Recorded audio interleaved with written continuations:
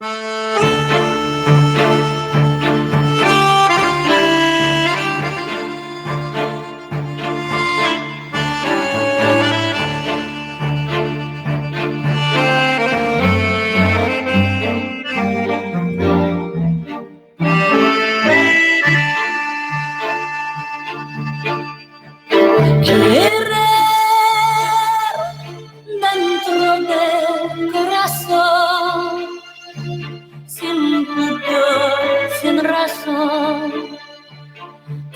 el fuego de la pasión, querer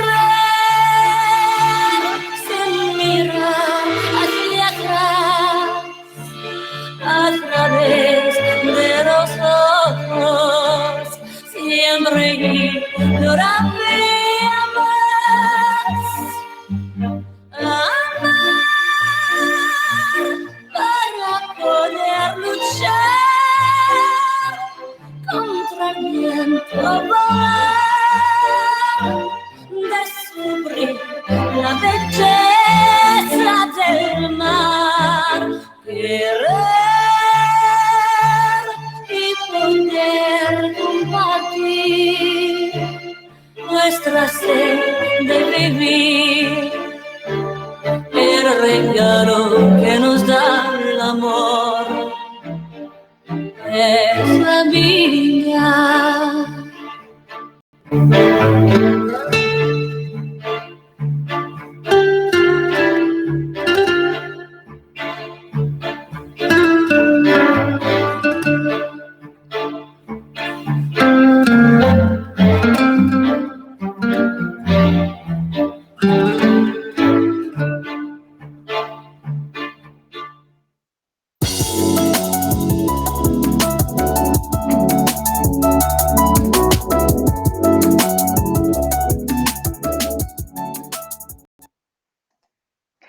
Dear ladies and gentlemen, members of AHK Slovenia, MChem Slovenia and IEDC Alumni Club, distinguished guests and excellencies, good morning, good day, and warmly welcome to the German-Slovene Economics Day organized by the Slovene-German Chamber of Commerce.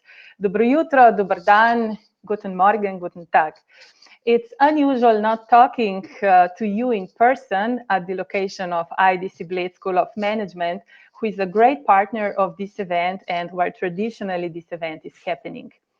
I do believe these days are yet to come, but in between, we are happy to welcome you digitally. This is, however, a good fundament for building resilience in a digital-first world, as the slogan of this year's Economics Day is. What has been built so far and what else could it be, you will hear in the further discussion of our much inspired, wise, and mindful guests. I also inform you that this event is being recorded. And before we start, I would like to give a special thanks to the sponsors of this year's German-Slovene Economics Day, companies Siemens Slovenia and Bayer Slovenia, supporter of the event MChem Slovenia, and event partner IEDC Bled School of Management. Thank you very much. Najlepša hvala. And now it's time to start today's program with our very own, most happy to announce Mrs. Gertrud Ranson, President of the AHK Slovenia, to share with us her welcoming speech. Please. Thank you very much. Dear all, a very warm welcome to our first digital German-Slovene Economics Day. I'm very happy that we have today both ambassadors, His Excellency Mr. Adrian Pollmann, German Ambassador to Slovenia, and His Excellency Mr. Franz Butt, Slovene Ambassador to Germany with us. A very warm welcome also to Dr. Danilo Turk, former President of the Republic of Slovenia. The German-Slovene Economic Day is a traditional event of our chamber, which we have been organizing with our partners every spring, with the aim to strengthen the German-Slovene economic relation and cooperation in this field. It is the first time that we cannot meet in person, but at the same time, we are proving that we can act and do things also differently, which is nowadays especially important to find new, different, but still common paths. The German-Slovene Economic Day has been emphasizing the importance of digitization of Slovene companies with focus on Industry 4.0. Also this year, we want to continue the discussion. It will go in the direction of reflecting the current level of digital readiness of Slovenian consumers and industrial companies, given the fact that the coronavirus pandemic leads companies' digitization path in Germany, and the big companies as well as the smaller companies. Last but not least, we will also today discuss the impact of the current trends in transatlantic relation and its impact on the trade relation between Slovenia and Germany. So I'm very happy to welcome two of my colleagues here in Slovenia, Mrs. Aisha Vodnik from AmCham and Mr. Boštjan Gojup, President of the Slovene Chamber of Commerce. Very warm welcome. It shows that the excellent cooperation between our parties to support the Slovene economy and companies is working quite well. I'm glad that we have gathered so much numbers today, and let me also mention that we are celebrating this year 15 years existing of the German-Slovene Chamber of Commerce and 25 years of the German-Slovene business relation. We have taken important steps together during this time, and I believe that we will be able to have enough inspiration and courage for the future as well. I wish you today interesting discussions, new ideas, and great inspiration on our today's event. And of course, I'm looking forward to see you soon in person again. Najlepša hvala. Vielen Dank. Thanks. Vielen lieben Dank. Thank you very much, Mrs. Gertrud Transen. Existence based on quality, innovation, and a balance between high-tech and high-touch are often spoken words of Professor Dr. Danica Purg, President of IEDC Bled School of Management, whom I'm very happy to invite to share with us her thoughts. Please. Thank you very much. Dear President of the German-Slovene Chamber of Commerce, Mrs. Rantzen, His Excellencies Ambassador Mr. Polman and Ambassador Mr. Booth, dear Mr. Počivalšek, dear speakers and participants. It's a great honor and pleasure for me that IEDC Bled School of Management is already for the fourth time partner of the German-Slovene Chamber of Commerce in organizing a central event that promotes the strengthening of the German-Slovene economic relations, German-Slovene, entitled German-Slovene Economics Day 2021. The situation we have been facing over the past year due to the coronavirus pandemic has changed many industries and challenged companies to adapt new strategies, new ways of working, and new business models.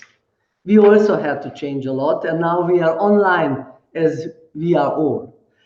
And I'm glad that today's event will provide insights about building resilience in a digital-first world and share best practices on how Slovene and German companies cope with the troubles and with challenges in this time and in this field. At IEDC, we come across many leadership challenges related to accelerated digitalization and have successfully helped companies and individuals with required knowledge, skills, competencies, and network for the new reality.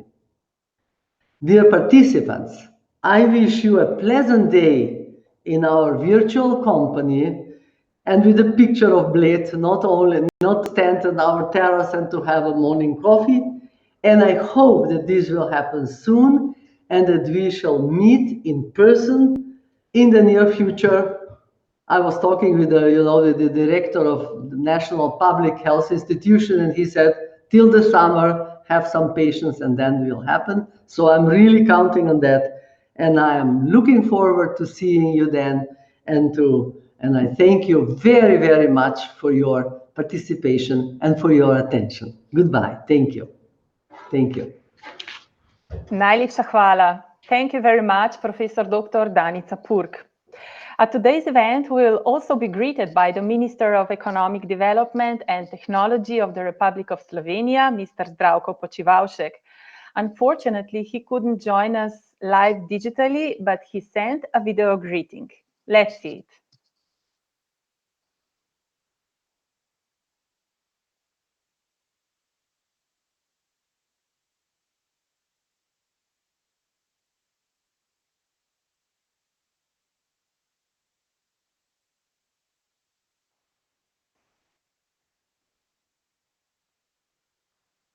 A video greeting is coming soon, I believe.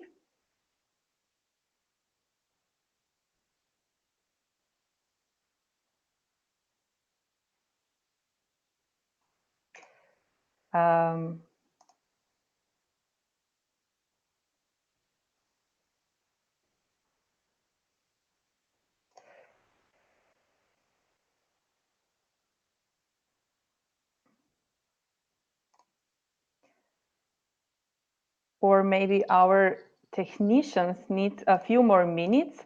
Therefore, I kindly suggest to see the video greeting from Mr. Minister a little bit later. So I would like to go on another opening speech. We are glad that today with us is also His Excellency Mr. Franz Butz, Slovenian Ambassador to Germany, whom I warmly welcome in Berlin. Your Excellency, I kindly invite you to share with us your opening address. Please. Hello, hi, good morning from Berlin. Okay.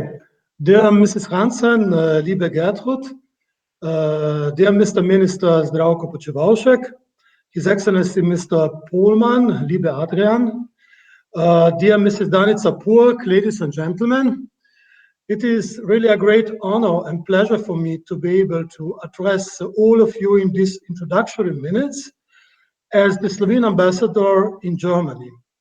And I'm very pleased to be able to share some thoughts on this year's German-Slovene Economics Day 2021.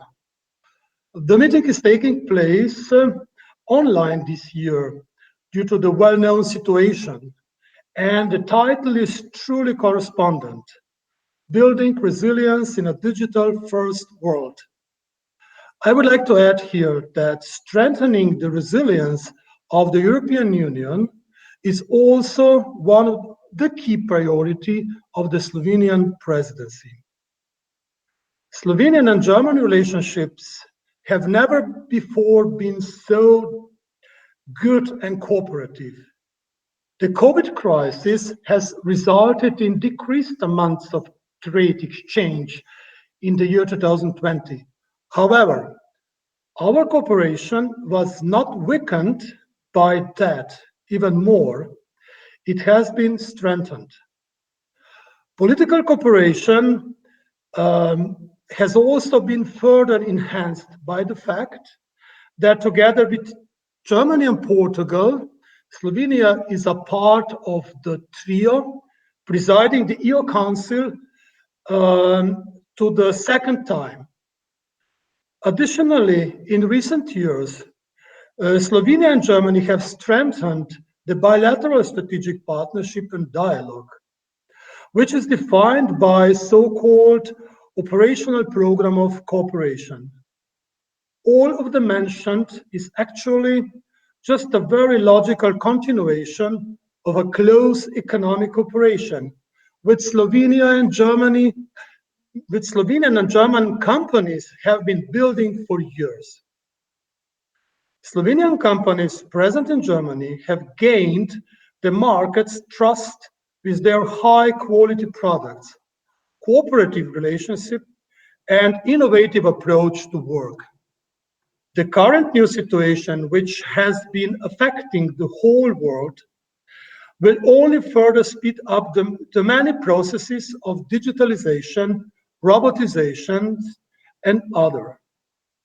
Now is time to be even more innovative, while only this will further strengthen the long-lasting strategic partnership.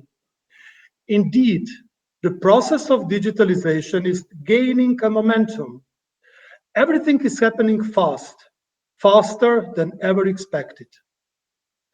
I believe that Slovenian and German companies and both our governments are very well aware that the world is changing fast and that balance needs to be strong in order to stay resilient. The fact that the USA are returning to the multilateralism is a very good news sign. While this also translates to strengthening of transatlantic cooperation, tighter EU-US-German cooperation, which is very important also for Slovenian companies and Slovenian economy due to our strong link to Germany. In December 2020, the EU stepped together and made some very important decisions, such as supporting the multi-annual financial framework, as well as adopting a recovery package. Both have successfully been confirmed, despite sometimes different views amongst countries of our large EU family. It is safe to say that ongoing crises will strengthen the bonds between the members of the EU further. New ideas will definitely arise also during the upcoming discussions of the future of Europe. This discussion will be an important topic of the Slovenian presidency of the EU Council as well. I am looking forward to interesting upcoming presentations that promise a lively exchange of views and opinions. Let me thank the German-Slovene Chamber of Industry and Commerce for their active, and I would like to say very clearly, irreplaceable role in promoting the economic cooperation between the two countries, and wish that German-Slovene Economic Days 2021 will be as successful as possible. Thank you and liebe Grüße aus Berlin. Najlepša hvala, spoštovani gospod veleposlanik. Thank you very much, Your Excellency Ambassador Mr. Franz But, and of course, liebe Grüße nach Berlin. So, dear ladies and gentlemen, now we are glad that we can also see the video greeting from the Mr. Minister, Zdravko Počivalšek. Please. Dear Mrs. Gertrud Rantzen, Chairwoman of the German-Slovene Chamber of Commerce, dear members of the German-Slovene Chamber of Commerce, AHK Chamber of Commerce, dear alumni of the IEDC Bled School of Management, dear guests and participants of today's virtual forum, sehr geehrte Gäste und alle, die heute hier zuschauen, it's my great pleasure to welcome you all on this event. Last year was unexpected in many ways, and the pandemic has hit all parts of the world with same social and economic intensity. However, citizens and business adopted to the new social measures by changing the way they interact and do business. The fact that we have migrated to digital means so quickly shows how digitally ready our lives have already been. With the European Green Deal, Europe has officially embarked on a path of green and digital transformation. We have to thank previous German EU presidency for a great progress in this respect. Working with German and Portuguese presidency in a trio is my pleasure. Many member states are increasingly making the link between digital technologies and eco-innovation to achieve circular economy and sustainability objectives. We can say that green and digital go hand in hand, and they both contribute to sustainability and social responsibility. Digitalization is not about a single technology. It is about the emergence of highly interconnected systems and business models improved by digital applications. And they also mean easier living for everyone who use them. In terms of business, it means digital transformation of the entire business sector with the aim of higher productiveness, conducting business easier and friendlier environment for all. Our ministry has recently put a lot of effort into improving the digitalization of enterprises with the following 4 measures. Firstly, we supported the service of the Digital Innovation Hub Slovenia, which connects stakeholders in the environment, promotes digitalization, and offers consulting, mentoring, and training services. It acts as a one-stop shop for digitalization. We provide quick and easy forms for support for 4 different areas, which are raising digital competences, digital strategy, digital marketing, and cybersecurity. By the end of July, there were 1,845 contracts signed with SMEs in regards to these so-called vouchers. We also provided direct incentives up to 40,000 euros for companies going to foreign markets with the help of digitalization. Another important measure are grants in the amount of 100,000 euros per enterprise to help the digital transformation of SMEs. Overall, Slovenia has improved in the ranks of the Digital Economy and Society Index to 16th place this year out of 28 member states. We realize we have improved in aspects like the use of internet, in the field of human capital dimension, integration of digital technology, and in the field of digital public services. But we still have ways to go before we reach the most digitally developed countries of the world.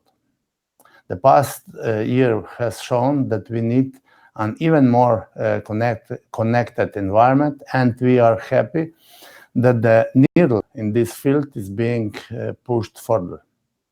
Slovene-German Chamber of Commerce is one of such important contributors, and we are looking forward to be continuing our strong relationship even in the digital future that is ahead of us. We already have 15 years of great collaboration behind us and hopefully many more positive stories ahead. I'm happy that you are in line with trends and digital needs, upgrading your network by creating your very own virtual digital hub. Digital networking is our new reality and it is here to stay, so we better get used to it as quickly as possible. Liebe Kolleginnen und Kollegen, as I often say, the way forward is sustainable, socially responsible, and, like it or not, digital. Die Zukunft wird grün und digital sein, aber es sieht so aus, als ob die digitale Zukunft schon auf dem Bildschirm klopft. Ich bedanke mich für Ihre Aufmerksamkeit. Thank you. Dear Mrs. Gertrude Rantzen, Chairwoman of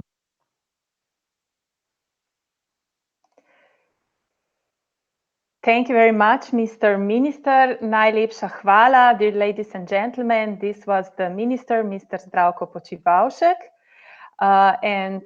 With these thoughts, we are closing the first part of our digital event today. And the next one I would like to announce with a special quote. So one has to try to find compromises with mutual respect, but also with a clear opinion. That's politics, always looking to find a common way forward, said German Chancellor Mrs. Angela Merkel. And with this thought, I would like to announce our first digital discussion today entitled Current Trends in Transatlantic Trade Relations. and how they affect Germany and Slovenia. I warmly welcome its moderator, Mrs. Jerca Zajc from PricewaterhouseCoopers Slovenia, and her esteemed guests. While you, dear participants, are most welcome to ask the questions within the chat option, they will be answered at the end of the discussion. Mrs. Jerca Zajc and the guests, we are very much looking forward to your discussion. Please. Thank you very much, Tina. Dear guests, it is a pleasure and privilege to host you at this event. Let me first introduce the speakers of the first table, or better say the first discussion. We have with us His Excellency, German Ambassador to Slovenia, Mr. Adrian Polman, His Excellency, former President of the Republic of Slovenia, Mr. Danilo Tirk, Executive Director of AmCham Slovenia and Vice President of AmChams in Europe, Mrs. Aisha Vodnik, and President of the Chamber of Commerce of Slovenia and Director of BCH Hišni aparati d.o.o. Mr. Boštjan Gorjup. Warmly welcome. So as we heard, the title of our panel is Current Trends in Transatlantic Trade Relations and How They Affect Germany and Slovenia. There are so many challenges that we are facing globally, it would be hard to extract a single main current trend. We will be discussing COVID topic at the next session, so let's keep that in a way most possible. Of course, the consequences, as we already heard, in the introduction of the epidemic cannot be completely avoided, but to start, I would like to ask each one of you to list 2 or 3 current trends that you, from your point of view, find as most important in shaping the transatlantic trade relations right now. Is that COVID? Is that focus on the post-Trump era? Maybe digitalization and technological progress? Is that green transition, maybe still traditional bilateral or multilateral trade agreements, or something else? His Excellency, Mr. Ambassador Adrian Polman, please, you represent the motor country of the European economy. The word is yours. I would just like to ask all of you to be brief in these initial thoughts. So, Mr. Ambassador, please. Yes, dober dan, guten Tag. First of all, I would like to thank die Deutsch-Slowenische Handelskammer und Ihnen for inviting me today and for joining this panel of very distinguished experts. I'm very much looking forward to this discussion. Well, the short answer, and possibly not very surprising answer to your question is, in my opinion, it's all of the above. And there's a lot of things on our plate that we need to touch upon. The issues that shape our bilateral transatlantic relations are just as complex and as manifold as those relations themselves. And also, not surprisingly, I would like to point to the fact that the last 4 years have been challenging ones. That's for sure. It's probably an understatement. And so what we need, in the words of my foreign minister, is an entire new transatlantic new start.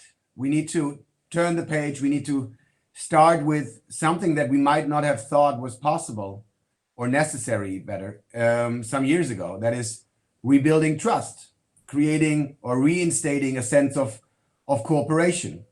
And then building on this spirit of togetherness, we will have to address all the very pressing issues that you just mentioned. Corona crisis, the economic fallout, the changing climate, digitalization, the role of the WTO, the role of China, and then of course all the bilateral issues that have been keeping us busy and awake at night. To start with, and just to name one, and probably one of the most important ones is the punitive tariffs that have been introduced over the past years, and so now is the time to restart to some extent those relations. Luckily, we now have a partner on the other side of the Atlantic that not only applies a different style of communication, but also sees Europe as an ally and a partner, and not as a foe and a competitor.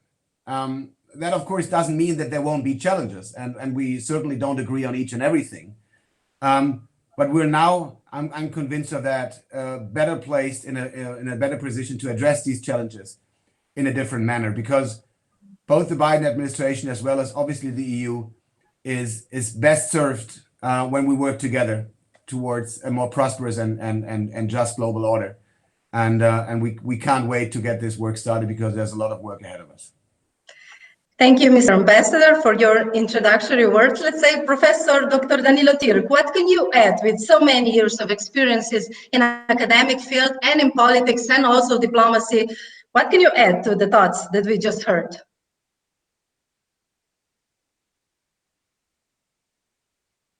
Expressed my pleasure to be with this discussion. I was initially quite surprised to be invited because obviously I can't say very much about the fine details of building resilience in a digital first world. I mean, these are issues which are very largely technical, but of course they are happening in a broader context. And what just we heard from the ambassador Pohlmann now is actually a very good basis for our discussion. I would like even to expand his basic approach a little further and add to that two additional elements which I believe are fundamental today. Now, on expanding this basic notion for the need to build trust in transatlantic relations, I would like to add that we actually need an ambitious vision for that. We need something that could be called a transatlantic New Deal for the future. The current situation is not good. We do not have a legacy upon which we can build very easily and very naturally, so we need a New Deal, a transatlantic New Deal. I should say that the terminology of a transatlantic New Deal is not mine. I was about a week ago or 10 days ago following a discussion organized by the Brookings Institution in Washington, in which Heiko Maas, the foreign minister of Germany, participated, and he actually used that terminology. And I think it's a very valid concept, which should be explored and which should be given real meaning. Now, obviously, a New Deal, a transatlantic New Deal is possible if we have trust, if we base our relation on reason and reliability, if we forget about the prejudices which do exist on both sides of Atlantic and romanticism which exists on both sides of Atlantic. So I think a transatlantic New Deal is necessary. Obviously, we all remember the speech by President Biden, who said America is back. Surely America is back, but America is also different. And surely America is back, but Europe has moved and the rest of the world has moved on. So we need new definitions, and a new transatlantic New Deal is necessary. Obviously, that will come at a time when there are many needs for redefinitions in other places as well. The whole EU-China, US-China development has to be rethought. The question of World Trade Organization and other institutions as well. So that's my first point. The second point, the second trend we have to keep in mind is something that I would call a recovery fever. See, now we have to understand that the recovery passages, both in Europe and in the United States, are creating a very new environment for the immediate work of businesses. Spending will grow, imports will grow, trade deficit in the United States is likely to be there, trade frictions are possible, inflation may start to rise, higher interest rates are possible. So there are many phenomena of a short-term nature which can be expected in 2021, 22, and I think businesses have to be prepared for that.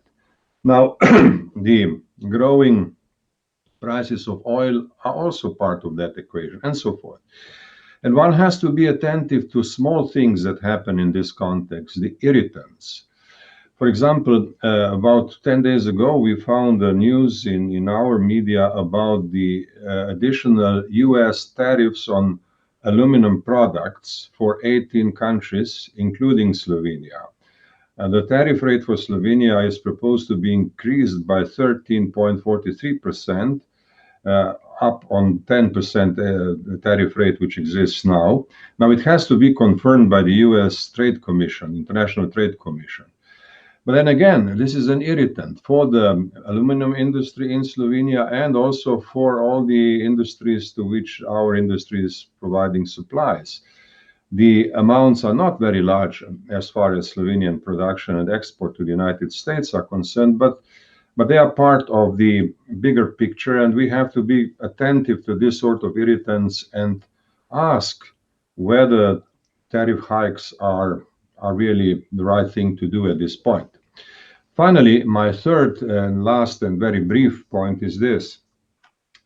Slovenia and Germany are very intertwined economically in every respect, and especially in terms of supply chains. So for Slovenia, it would be very wise to follow very carefully the evolution of thinking of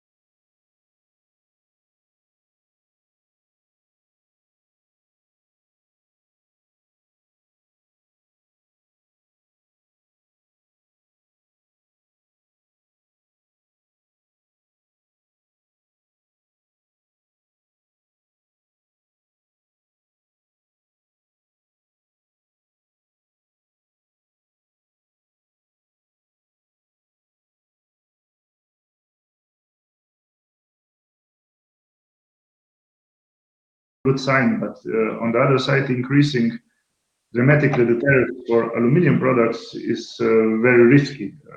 We are exporting from Slovenia to US around 10% of aluminium and around 15% of steel. So if you have in average 3% tariffs between EU and US, and now we have on these two materials around 14-15%, then for sure this will be the sign that on the midterm, long term, companies will then concentrate on other markets than US, and this for sure doesn't help to good bilateral trade. So what we need is a framework, it's a strategy. I could also imagine that decarbonization means also that we localize trade, which is then positive for the environment, but this will be stated transparently, and then the companies will adjust to this. We adjusted also in pandemia that the transport between China and Europe costs us now triple than before. So there are really big changes on the market at the moment, and we have to adjust to these premises. Thank you, Mr. Gorjup. So since we are in Slovenia, let's focus now a little bit more on Slovene economy and its dependence on major players such as Germany and also the United States. Slovenia is a small open economy, as we all know, with export-led economic growth. The trends in trade relations are therefore of utmost importance for Slovenian businesses. Trade between Germany and United States is also a generator of Slovenian exports. So, Mr. Ambassador, how optimistic are you regarding German trade with the West and the rest of the world for the future? Just to mention the results of the survey by the Association of German Chambers of Commerce, it showed that among more than 30,000 German companies, 1 year after the start of the coronavirus pandemic, business conditions and expectations in the current business situation is still very bad.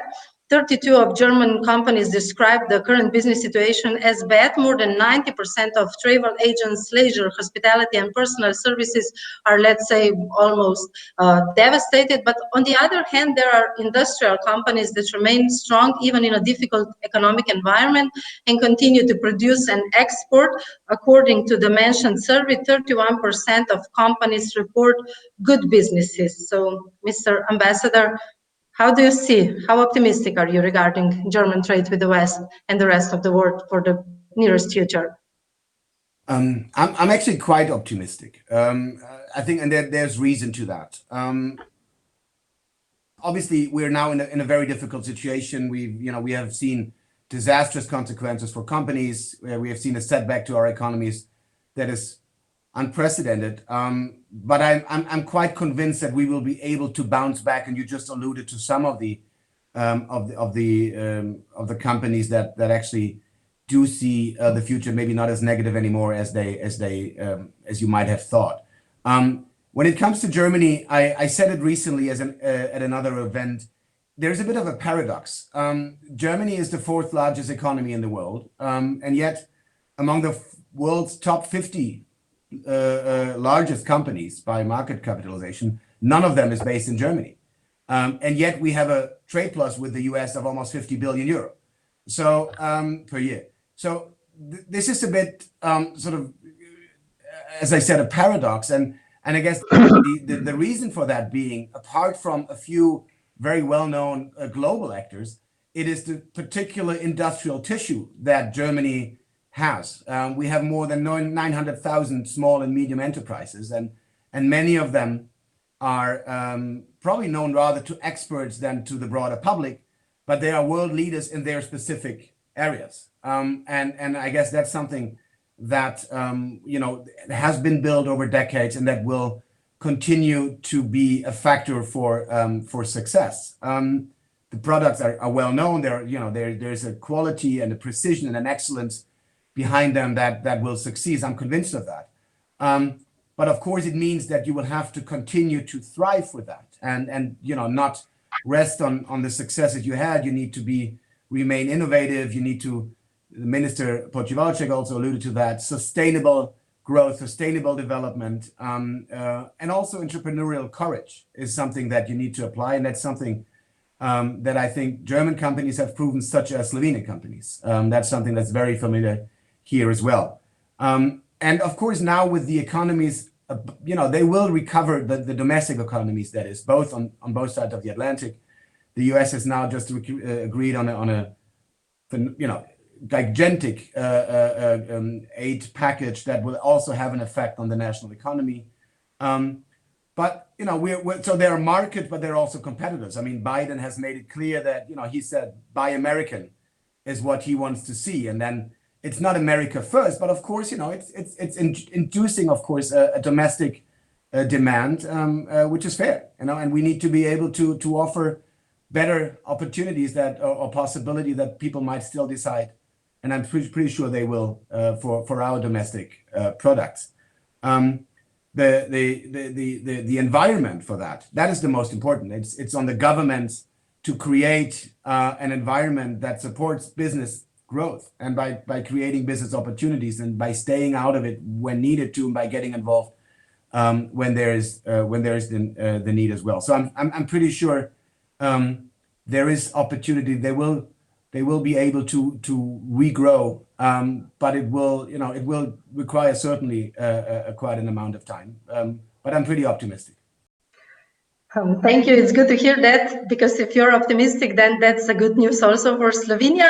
So what about Slovenia? What are the current strengths, weaknesses, opportunities, and threats for such a small open economy such as Slovenia? Mr. Ambassador Polman also mentioned that the role of the governments and states will be very important. So Mr. Boštjan Gorjup, maybe the word is yours. Yeah, indeed, Slovenia is a small, very export-oriented country, approaching 90% of GDP at export. And we are a very industrial one, the third industrial state or economy in EU. So for us, it's now for sure the strength that we are part of EU, European monetary politics and union, and we have free flow of goods, services, and so on. So this is big advantage. Weaknesses for sure, if you are small, that it's a little bit hard to open new markets by yourself. So you need to always find alliances. And opportunity, I think it's smart specialization. So we see now that we are on the good way. We organized ourselves based on this European strategy of smart specialization in 9 strategic partnerships. Coming from smart factory, smart home, mobility, and so on. Smart cities, for example, where our companies are now clustering together vertically and horizontally to invest the money in the new products with a high value added. And I think when EU will support this, and local state Slovenia also, then this is a great opportunity also for the Slovenian economy to really boost now in these times, because small means also advantage that we are agile, and I'm really looking forward to this momentum. There are always also threats coming from low-cost countries, but I think pandemia showed us that certain strategic thinking about region Europe is always important, and I think this will turn the threat into opportunity. Thank you, Mrs. Vodnik.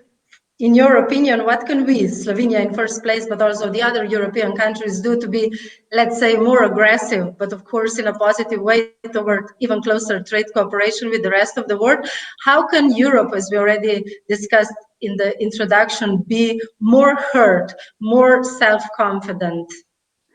Well, the first thing definitely is that we know what we want. So a strong vision and really a decision what we want to be is really important. I know it seems really easy, and I know when they say you need to just change the mindset. I think it's really the hardest thing to do, because you can do all the reforms, but the mindset, it takes time. But I'm really optimistic because about Slovenia at the first place, because when I look, let's say, in our young platform where we have more than 2,000 young people, I see the potential, I see the optimism, I see the ambitiousness.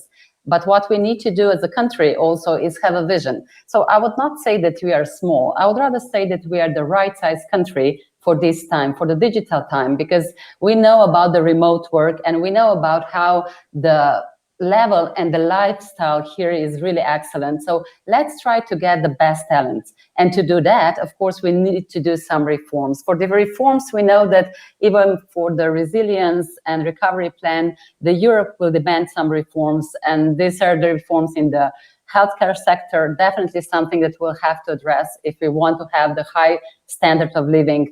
Of course, we need to diminish the red tape, because this is something that sometimes I feel that businesses are really choking in.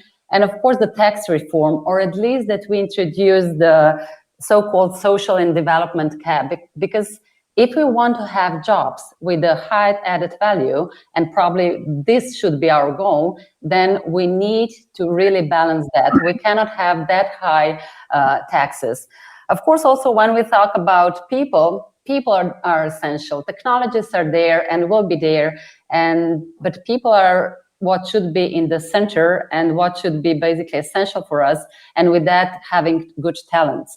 So skilling up and skilling people with the right skills of the future, definitely something that Mrs. Pork is doing all the time, but definitely something that we all should put in the center, because if we want to have companies here, definitely we need talents to be in our country.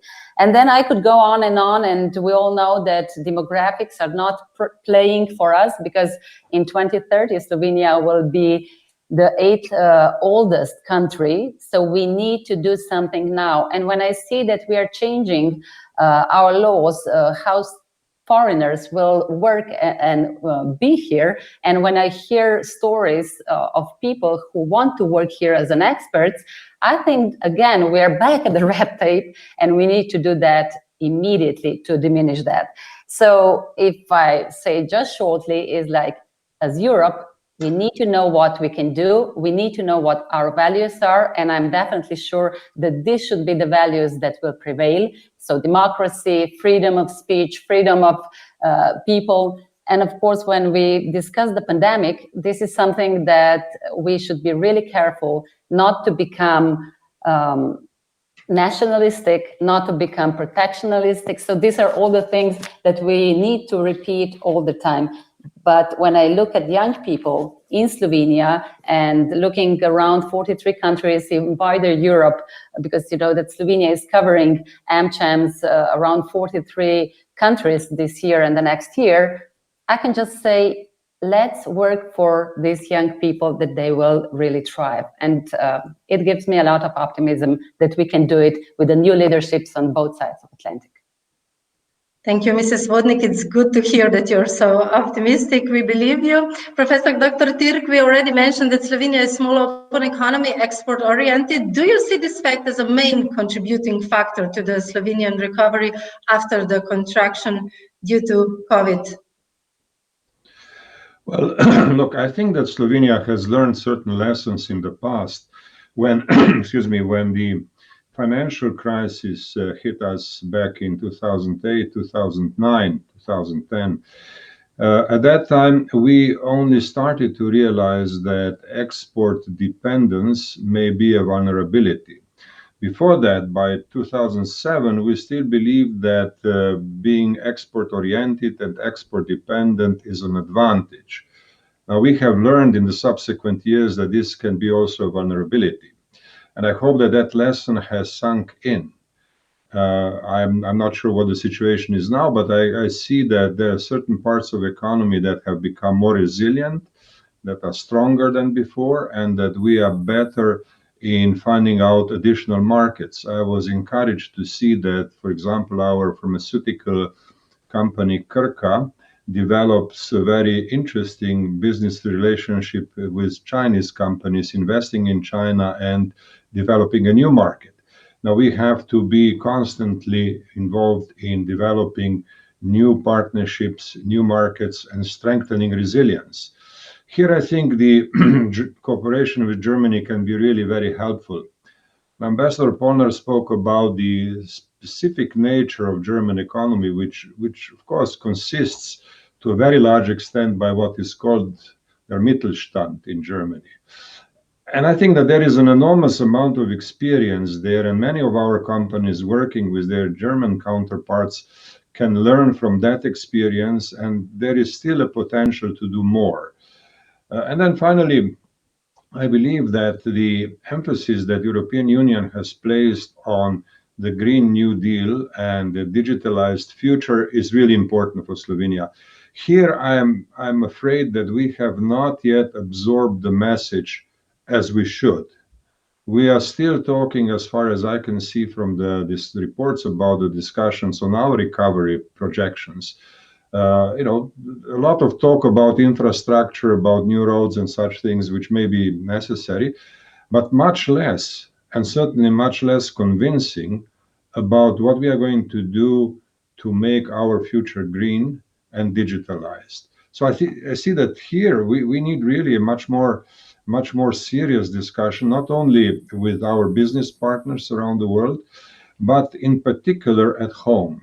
And I'm afraid that here we are lagging behind, and there will be a need for an effort, perhaps stimulated also from the business sector, to really focus on this much better in order to propose a plan that the European Union will co-finance, which will move Slovenia further.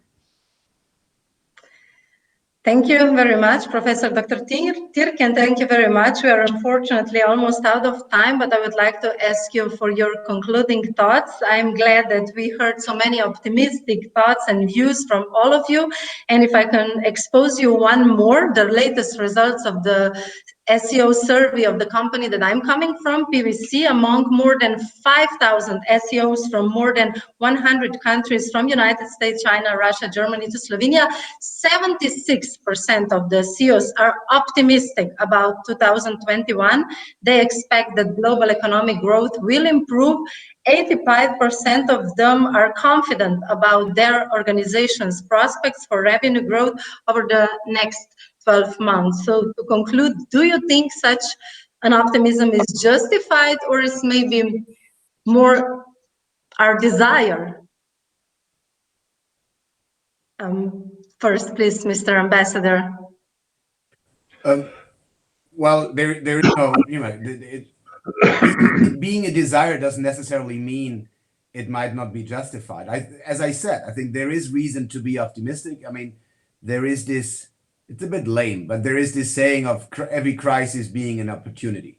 But there's something about it, of course. These crises lead you to re-examine yourself and your setup and your prospects. And in this regard, this crisis has certainly led us to, as the financial crisis did as well, I absolutely agree with what just been said, to see what our weaknesses are and what we can do, and maybe also where we need to be more innovative. The new recovery deal, the money that has been agreed upon and that should now be spent on at least partially on digitalization, on green economy, indeed, those need to be used, and they need to be used wisely. I think I would argue that companies realize that. I think they see opportunity.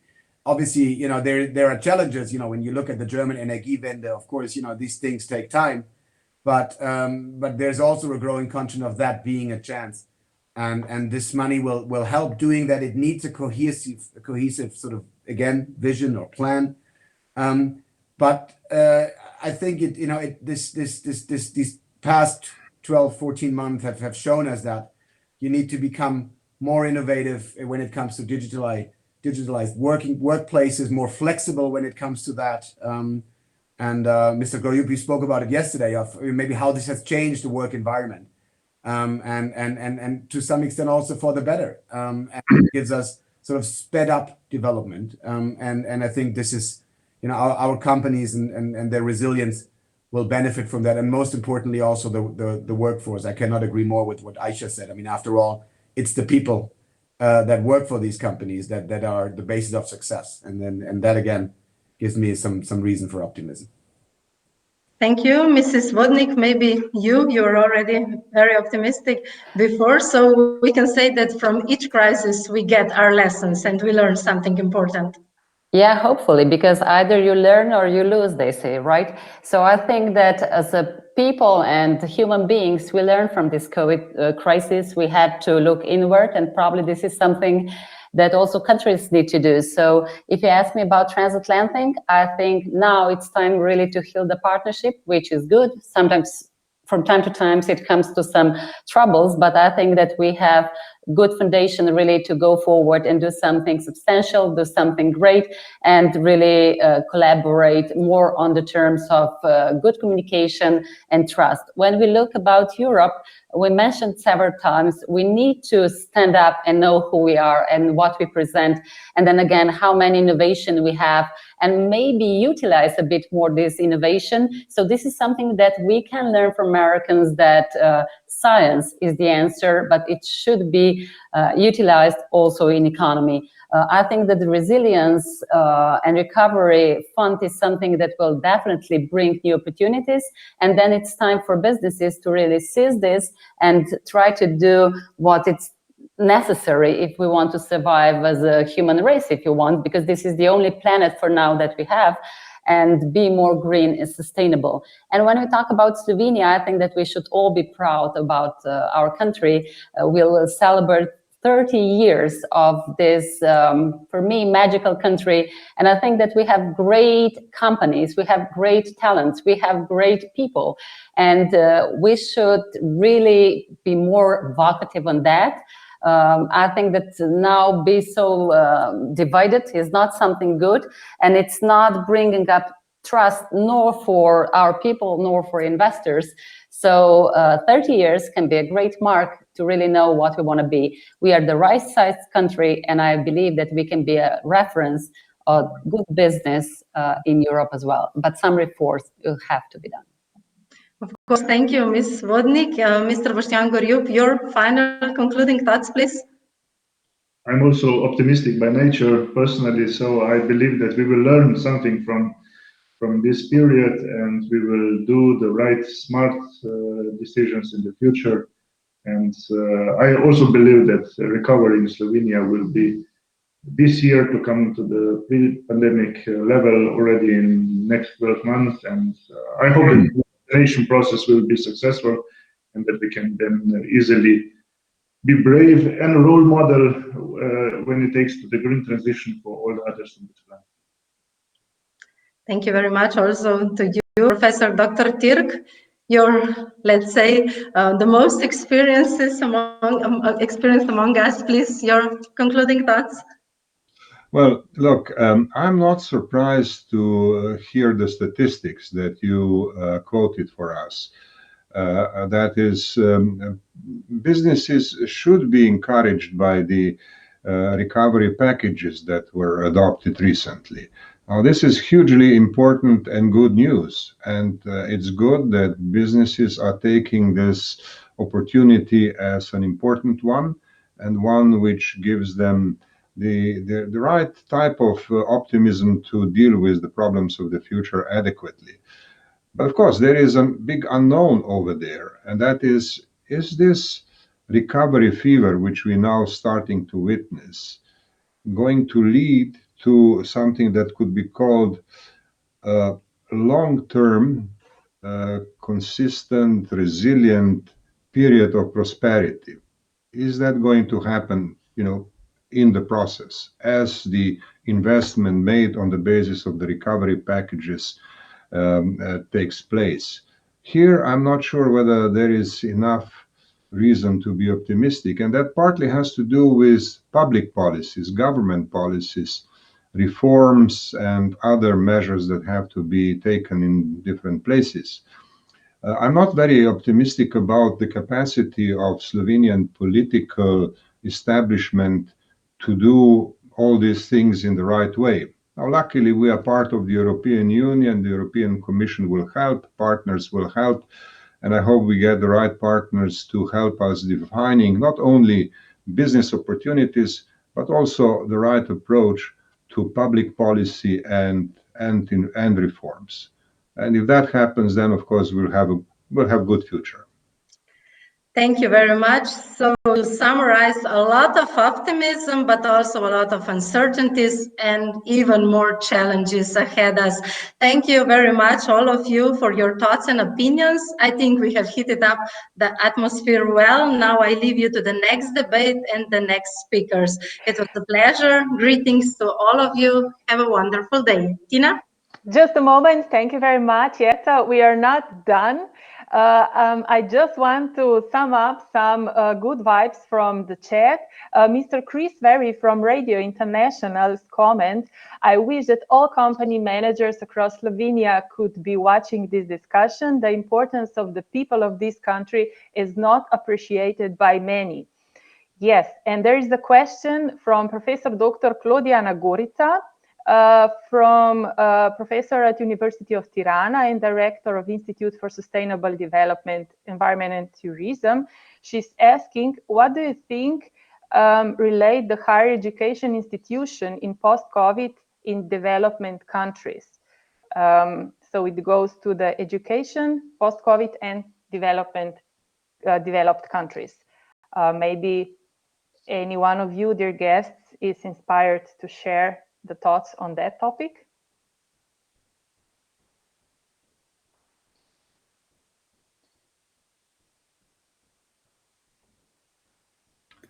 Well, maybe I should say just a word. I mean, because I'm a university person, so maybe it's natural that I say a few words. Well, look, I think that first the higher education has to go back to normal, because I think that the online education is not the answer. Online education can be good for certain specific purposes and in certain crisis situations. But in normal situations, there has to be a proper place for online education, and standard classical quality-based education is critical for the future. Now, whether countries are able to define their priorities and their educational orientation or not, that's open. In the countries in transition, we have seen in the past 3 decades a great deal of innovation in terms of establishment of new universities, too many of them, and that was not necessarily a very fortunate direction. But still, I think the understanding that higher education has a critically important role in moving development is there, and it has to be strengthened. In the normalization that is likely to follow the period of pandemic, we should place a great deal of. Thank you very much, Professor Dr. Türk. Thank you. And again, thank you, dear guests, for this excellent, fruitful, now and future-oriented discussion. Thank you very much also to you, Mrs. Sierca Zajc. And yeah, unfortunately, we are running off time, but for a good reason. And I'm happy that I'm announcing now the second discussion with the quote of Mr. Jeff Bezos, founder of Amazon and one of the world's richest person. He said, "It's hard to find things that won't sell online." So, dear participants, I warmly welcome now the moderator of the second discussion, Mr. Marko Derča from AT Kearney, and his esteemed guest to open the discussion entitled COVID-19, Leading to Company Digitalization Push in Germany. How react Slovenian companies? And of course, dear ladies and gentlemen, you are most welcome to take your part in the chat option with your questions. Mr. Derča and the guests, please. Hello from my side. Glad to be part of this discussion, which I think is super relevant. Giving the strong connection and interdependencies of Slovenian companies with German companies.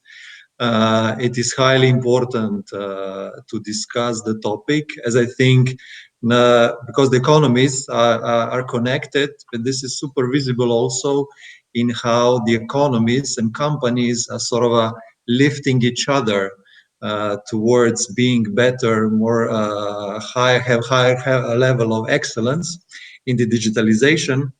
we can observe this daily, and I see the differences between Slovenian companies being closer connected to the exports, to the companies that are operating in Western Europe, in more developed markets, how the digital transformation is accelerated a bit faster there compared to other companies. Before announcing my panelists, I'll just give a bit of a context, share with you some facts to create the atmosphere around which we will be discussing today. Let me share my screen.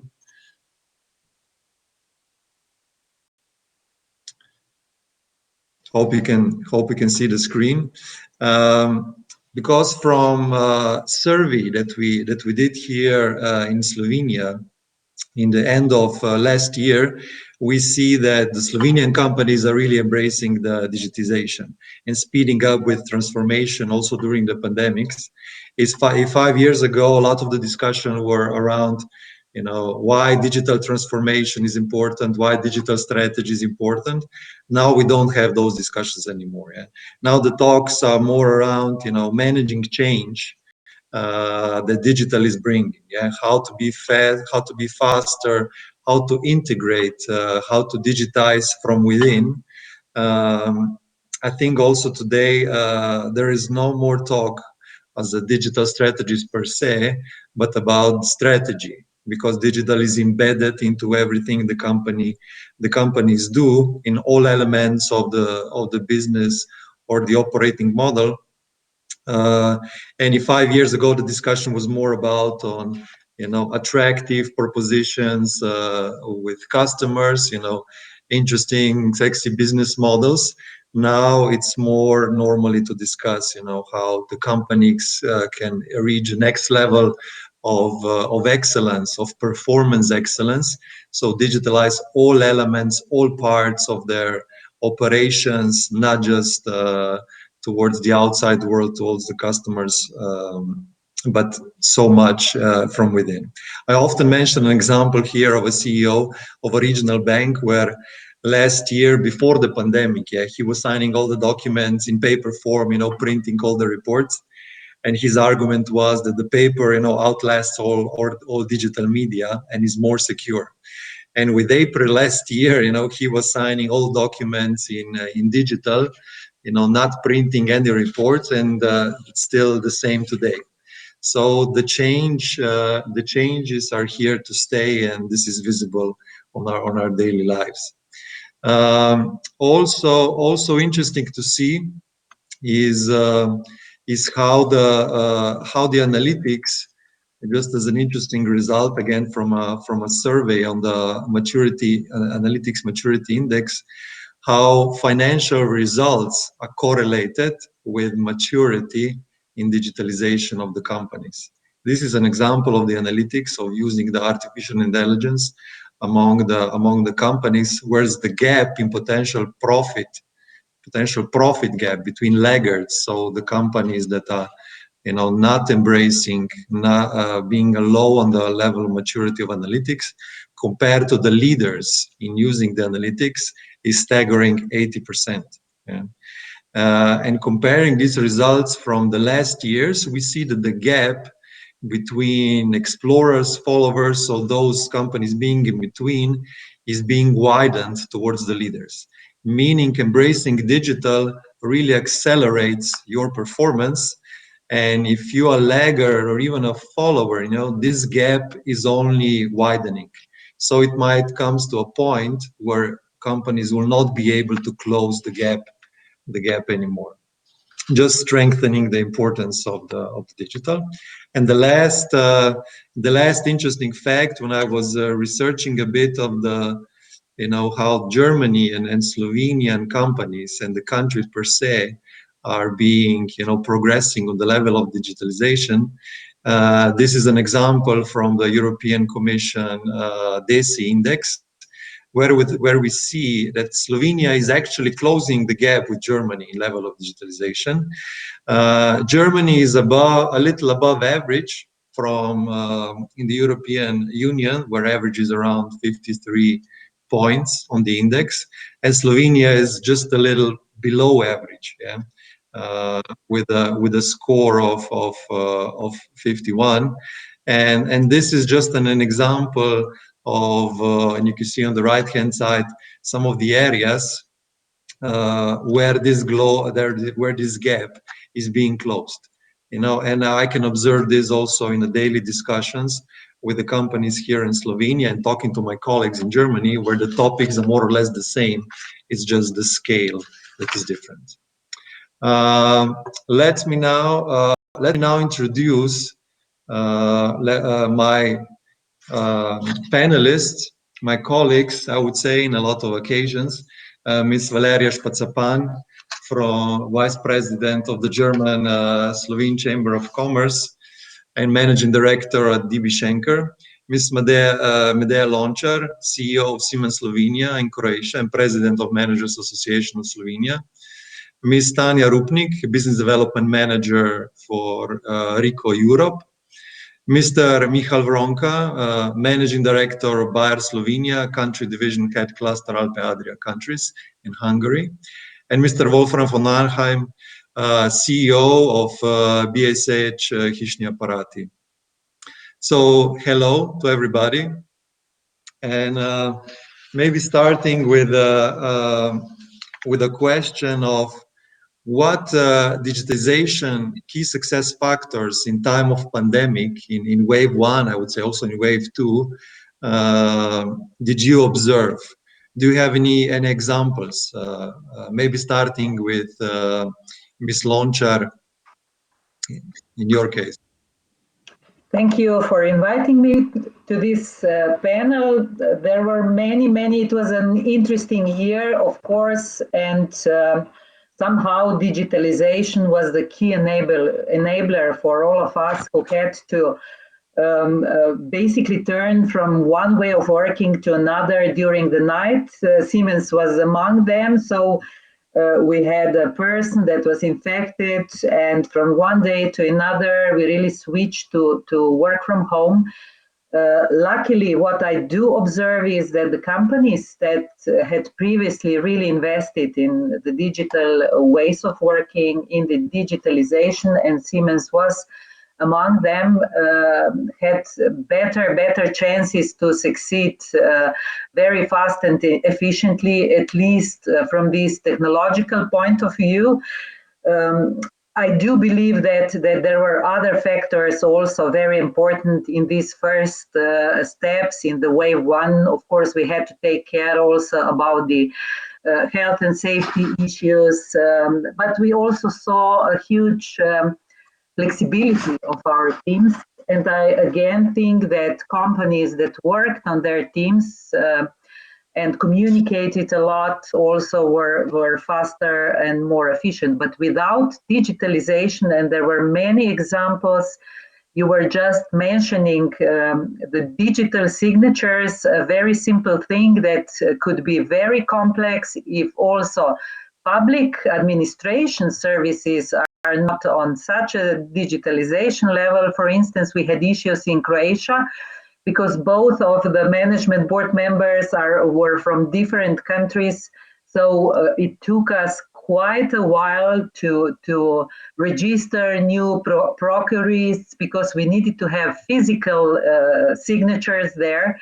And they had to come from Vienna to Ljubljana, from Ljubljana to Zagreb. Of course, many logistic companies made great business out of that, but still it was really important that the whole ecosystem was on the same level of digitalization, and it will be, of course, very important also in the future.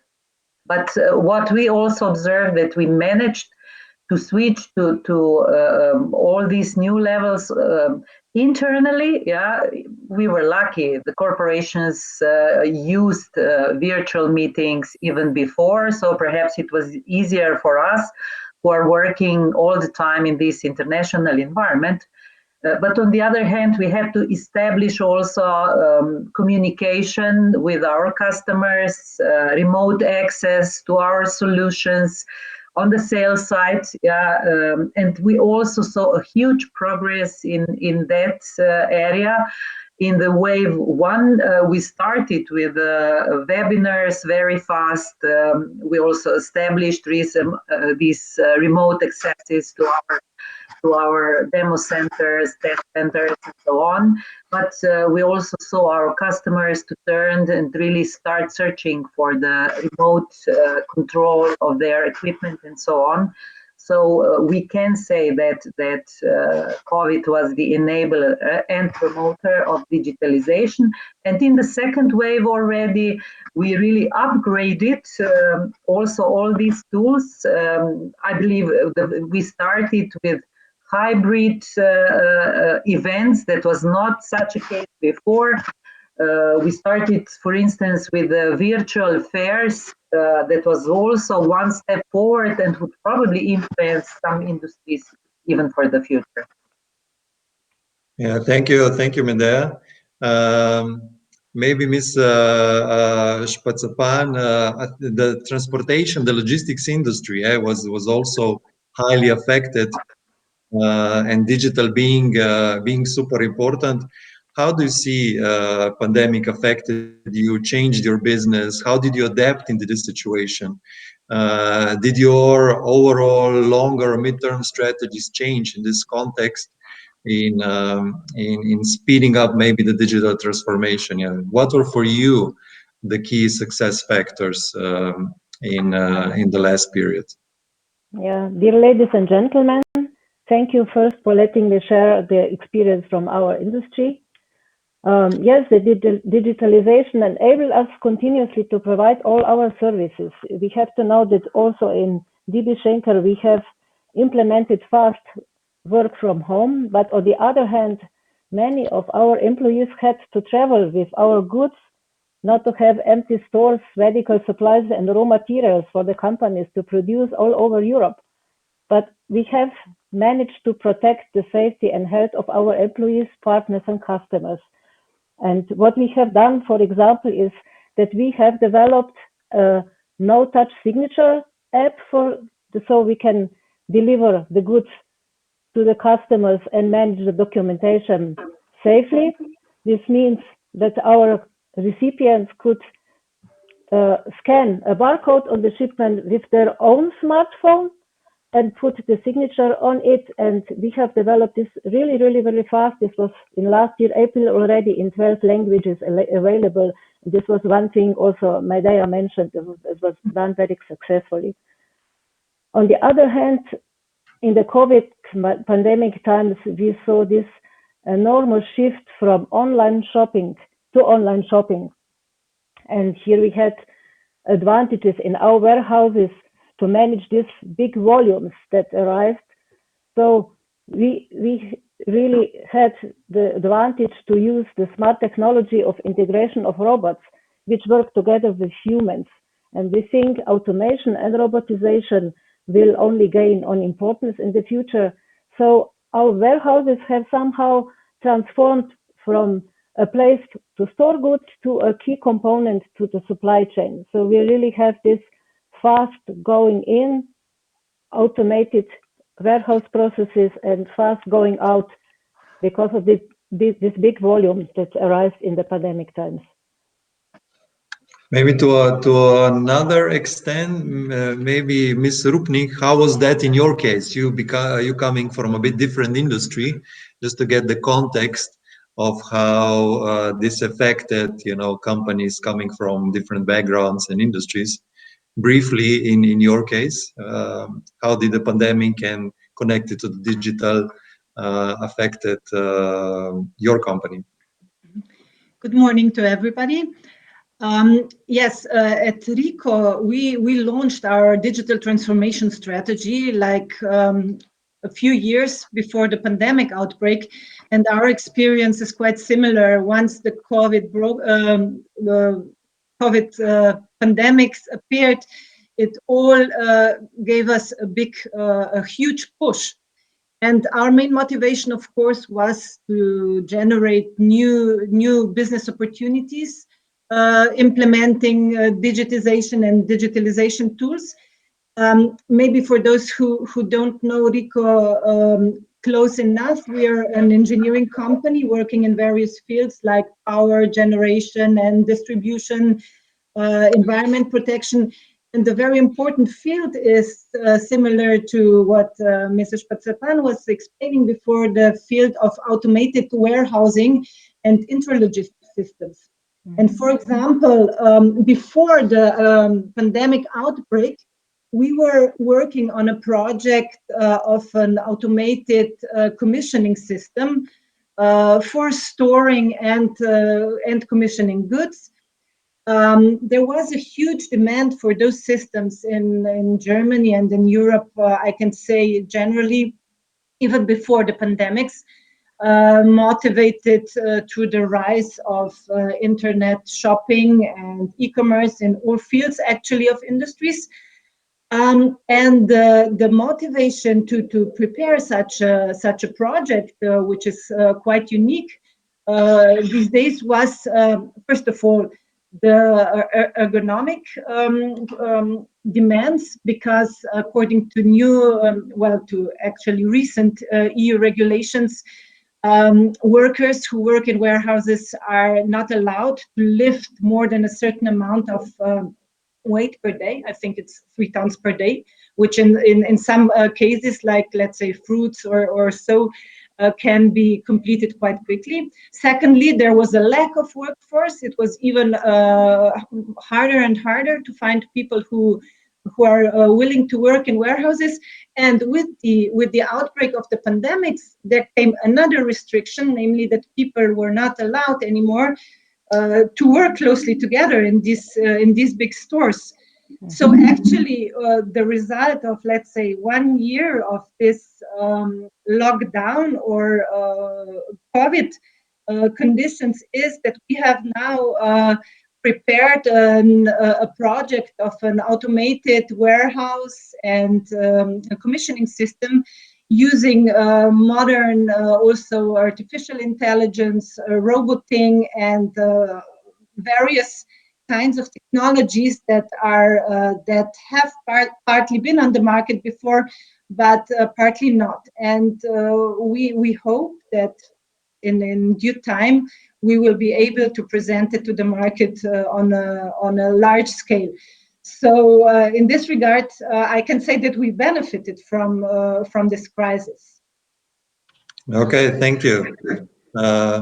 Maybe Mr. Ronka, talking about also, I mean, as we heard, all companies are being digitalized, end to end. But what is the main impact? What are some of the impacts in the digital transformation is bringing to your company? You're coming from a international conglomerate, working across several different business lines. What is the main impact that you see of the digital transformation? Hello, everybody, dear ladies and gentlemen. Thank you very much for inviting me and Bayer to this great event. And to answer this question of the impacts, I'd like to give you 2 perspectives: an external one, so the customer's perspective, and internal, what does the digitalization mean to us? Let's start with this external. So as you might know, the pharmaceutical industry used to be a purely face-to-face, mostly face-to-face driven business. So with digitalization, we have changed completely and improved the way we engage with customers. So it's not anymore the face-to-face. Actually, in the course of the last month, we are not able to visit the customers, and we have moved the interaction with the customers completely to the digital environment. So what it means: webinars, remote calls at time of convenience of the physicians that we are visiting. Is it efficient? Just to give you 2 examples, like, it is very efficient. Last year, right after the lockdown was announced in Europe in March, only 2 weeks after, we managed to immediately organize a webinar and to exchange the best practice with the Chinese physicians, where the things have started. And imagine, just within 2 weeks, we managed to invite 30,000 physicians from the European Union, including hundreds of physicians from Slovenia. Now, in only 2 weeks, we do it again. We organize a big seminar with the scientists from Israel, from Serbia, to exchange the best practice when it comes to vaccination. So this is the external perspective. So improved engagement of customers. Also new products. We are not only offering now the drugs, but also the services, digital services to patients. But also very interesting we have also the crop protection business, and there the digitalization is really well advanced. Just to give you one example, project called Satellite, sorry, not mix it with Sputnik. We offer AI algorithms and drones to farmers so that they can scan their big fields of corn or rice and use the pesticides only in a spot, like 10 meters, square meters spots, to avoid this, the massive use of pesticides. So this is what it brings externally. Internally, just one thing I'd like to mention is the efficiency. We are much more agile, faster with the digital communication, and last but not least, more flexible also personally. So homework is not anymore a privilege, but is a standard way of working. And this is something we really appreciate internally when it comes to digitalization. Yeah, great. So mentioning not just impact on the external, on the clients, but also internally, yeah, where we see the companies having the focus in the last in the last 2 years. Mr. Rohain, what is in your case where, I mean, you coming from the production company with a bit of a, different maybe challenges in situation, what were the key success factors in your case in being successful in digital transformation? Is it more people, leadership, culture, technology, skills, being part of the bigger group? What were some of the key success factors? Well, thank you very much for having me today. And as we are now at the Bled School of Management, my answer will be more management related. Because in the end, all of what you mentioned is very important. But however, without the right people or without excellent leadership or a corporate culture which enables a company to outperform the competition, digital transition will take place, but it will not make a company, in my opinion, more successful.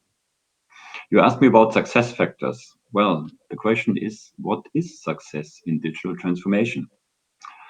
Because for sure, it's not that you digitalize a flawed process, right? If you have a bad process, you don't need to digitalize it. We need to work on processes. But in our opinion, what really is important, that you have the right people, the right strategy, the right brand, the right processes, and the right products on board. Then you will be successful in the corporate culture that unleashes really the potential of your employees, of your associates. So given this, the digital transition can be, of course, a competitive edge. There's no doubt about it. But what in the year of the pandemic now made it, or why our company was so successful? Because, as I said, we were practicing all of the above. And also what Medea already mentioned, we were ready for this way before the pandemic hit. For example, when the government announced that the schools were being closed, it took us 2 hours and have everybody home, because we were already ready before that. And home office we practiced already long before, maybe not to that extent, but it took really 2 hours, everybody home, all processes we were able to do from home.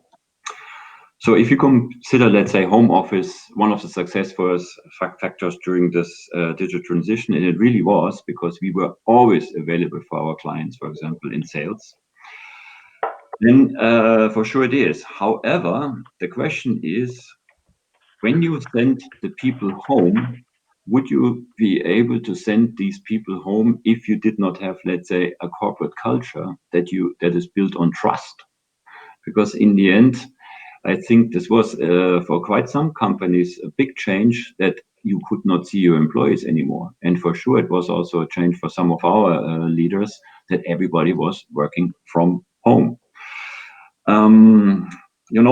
The saying goes that culture eats strategy for breakfast. Maybe one can also say that culture eats digital transformation for breakfast. Because, as I said, how can you send everybody home or to home office if they are not trusted, if they don't have any autonomy, if they're not empowered, or whether you don't practice genuine collaboration? And we in BSH have been now for many years, we are having a very strong drive to a corporate culture with exactly those values. But again, also technology plays, of course, a part in this. It was also mentioned before, there was a lot of online shopping. Of course, we were able to successfully sell our products through our partners via their online shops. And there we had already some processes, some technology-driven process that helped us. We have a process called home delivery. So you go for a website of one of our partners like Merkur or Big Bang, you order and click that product, the order goes automatically into our system, and then we do deliver to your home via our own processes. So our partners don't even have to interfere anymore in all of that. So it can be without any human interaction other than in the end the transport company brings you the product. So the digital transition has lots of success factors, but I would say the most important thing is that you have good management practice. Then comes digitalization, which of course is necessary, otherwise you will not be competitive. Maybe just continuing with you on another question, because you come from a company that is strongly connected into your group, vertically, horizontally. Do you see any advantage or difference in digital transformation approach in your case, in the success of Slovenian companies that are strongly connected to the Western European markets, Germany specifically? So how much is this an advantage, being an integrated with a company and operating on a different market and maybe having a bit of a different pace or level of digitalization? Let me answer the question twofold. One thing is, if you're strongly connected, let's say, to the German or the Western European market, then you need to be also extremely competitive in all aspects. An excellent product, as we have discussed before, is of course based for it, but it also has to be manufactured at very competitive cost against Asian and Eastern European producers. And the digital transformation in production, let's say Industry 4.0, helped us reducing costs, being more flexible, being more innovative, and being more efficient, and to able to produce products that are intelligent, thus offering new business models for us now. For example, in BSH, we are now here in Slovenia producing a product called Cookit. It's a kitchen machine with a cooking function, the Thermomix of Bosch, so to speak. This product was recently launched in Austria, Germany, and France, and this product is exclusively sold by us. So we sell it directly, not via our partners, but it goes D2C. And this product also has a brain inside. That means if you would like to download new recipes, you can do that. So we are now much more in touch with our consumers. Before that, we didn't know our consumers so much. Now with this product being produced now in Slovenia, people interact with us. So there's completely new possibilities. So digital transformation for us is fantastic in terms of being much closer to our end consumers, that we are not traditionally not as much. We have much more contact with our retail partners. Coming back to the other question, or let's say the internal view, of course, I would say it's a huge advantage. I would say that the digitalization activities of our company in Munich, I compared it to like a Route 66. Route 66 spans all of US, and we have an endless, let's say, way of projects and digitalization projects that we can benefit from. So all of the solutions that we digitalize here are basically taken over by our German company. So huge advantage. Okay, thank you. Ms. Lončar, what is your approach in transforming the company from within? Reskilling people, manage the change in digital transformation. Do you have some, successful examples or, stories in your case, digitalizing from within? Yeah, we do have now quite a long story. Siemens started the digital transformation, as we are discussing, some years ago, and especially within the last year, during all this pandemic time, we have made the last step in the reorganization, because this was one of the strategic moves that Siemens made. So we are focusing more on some areas, and in order to be able to focus more now into digital industry, smart infrastructure, that will be the core business of Siemens AG. We carved out all the energy sector, and you can imagine what this part meant for the Siemens as a whole. Yeah, it was a very important area, but it will simply develop in a completely different way than other areas of Siemens. So we wanted to make, as our CEO once said, from the big tanker ship, we wanted to make more smaller speedboats. So, and last year we really put on the stock exchange also Siemens Energy, and now Siemens consists of this Siemens AG, Siemens Healthineers that we carved out already a few years ago, and then Siemens Mobility, and we still have a portion apart in this Siemens Energy also. So it was a huge first organizational effort we made on this digital transformation journey. Last year we also changed the management of the company. So after many years, our CEO Joe Kaiser said goodbye, and we have now a new CEO. So the whole pandemic issues didn't stop us in really continuing, even speeding up this process. I would say it was even a very, very important exercise for Siemens in terms really of trust processes. You know, as the German company, the German culture tends to work in the directions to have many processes, many internal circulars. And I'm the CEO of this company now for 13 years. I can say that we have never had really so much freedom locally in the regional companies, that it's not really only preaching, but it's really living this trust and empowering also the regional companies and the people within. And I agree also that the most important thing is about culture and people. So we started with this leadership change.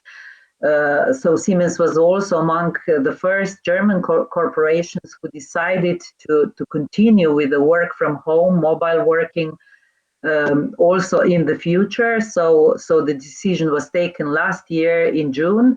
So we will work from home 2 to 3 days a week also in the future in this new normal environment. Then we started with this leading through digital transformation education for leaders already years ago.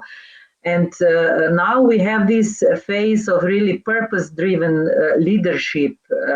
And we are somehow discussing about technology for life. It is extremely important also for the younger generations, millennials, that you empower them, inspire them, and that you also take care that this technology will be used for the good of humanity.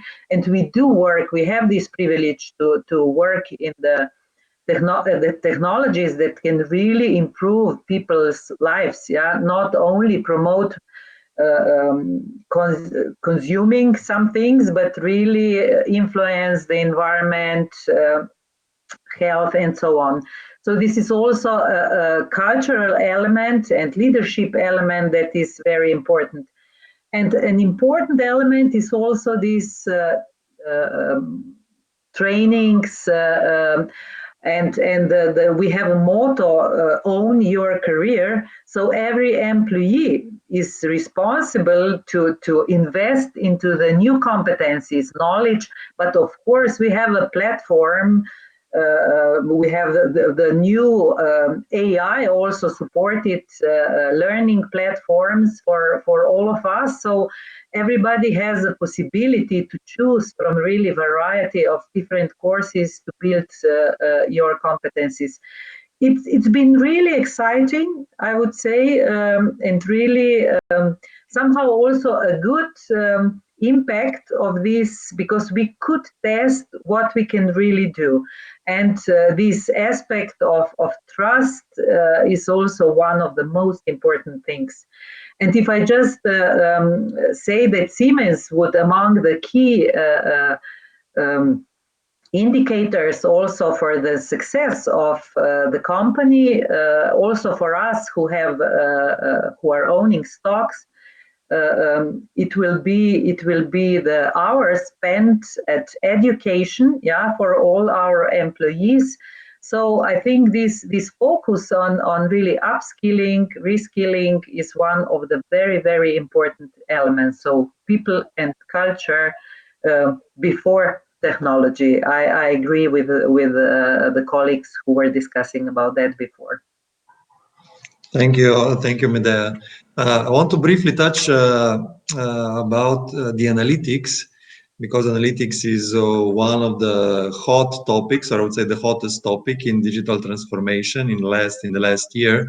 Ms. Spazapan-Frisch, decision based on analytics and artificial intelligence are getting traction in companies. And how is analytics changing your company, your way of managing? In my experience, this is often hard, to transform into less, feeling gut-based, experience-based decision-making towards more, analytics-based. Thank you. Yeah, as in such a big company as DB Schenker, we have also started to prepare such platforms and these tools before, not in the pandemic time. So for the supply chains, this is very important because it delivers you efficiency, cost-effective, and customer-focused data. So we face in all countries at the moment implementation of platforms like eSchenker and Connect for land, air, and ocean, so in different products. So this is built on advanced analytics and artificial intelligence. And what I find is very good for Slovenia. As Aisha said, we are the right size country. We are a pilot for some of these implementations right now, and we will implement this year several, because in many times the big companies implement these things first in big countries. And this pandemic pushed now that we all countries in all sides implement this in the same time. This is really positive thing. These digital platforms, they enable our customers to book online for instant pricing and to also track and trace the shipments. So it's a kind of online shopping, as Wolfram explained for his cooking machine. You can also buy now online at Schenker some space on the ship, on the plane, or on the truck, what is also something very new. This pandemic has pushed forward, so we are excited about that. And what is really important in supply chains nowadays is this real-time supply chain visibility. So we have here also some new innovations for track and tracing the shipments, which are updated every 15 minutes. So you really can know where your shipments in this crisis times are moving and traveling around. We also at the moment have a testing of such an app or tool here in Slovenia for an important client, and we can offer two solutions. So one is just a kind of label, and one is an app that you can reuse. Okay. Yeah. Okay, thank you. Going forward, Mr. Vronka, you come from an international company. How successful are your companies in the group in transferring best practices in digital transformation, across different markets, between companies, between Germany and Slovenia. What good practices did you maybe transfer from Slovenia, from the region to the group? Thank you for this question, a very interesting one. From my experience, I must say that the smaller sized countries like Slovenia, we are in a privileged situation here. Why? Because we are more agile and flexible when it comes to creativity and the things that we can do as a. So when it comes to exchange, the practice exchange, like a year ago, I was in person responsible for driving this exchange of best practice at the European level. And I must say we were very effective. So we had the formal and the informal community of leaders, and we were on a regular basis exchanging this digital transformation practices across the markets. And what I mentioned, usually the input, the great input was coming rather from the smaller markets, not from the bigger ones. And the last thing I'd like to underline here, why I think this exchange was effective, is because it was bottom-up driven. It wasn't top-down driven. So it was not like steer or forced by the headquarters of the company. It wasn't managed centrally, but as it has come as a reaction to COVID, bottom-up. And therefore, I think the creativity was there, and that was the success for this exchange. Now, for Slovenia, as I mentioned, we are small, we are agile, we are creative, and there are many things that we have already contributed to the global. And one particular thing that I'm especially proud of is the way we are doing the data analytics and advanced analytics.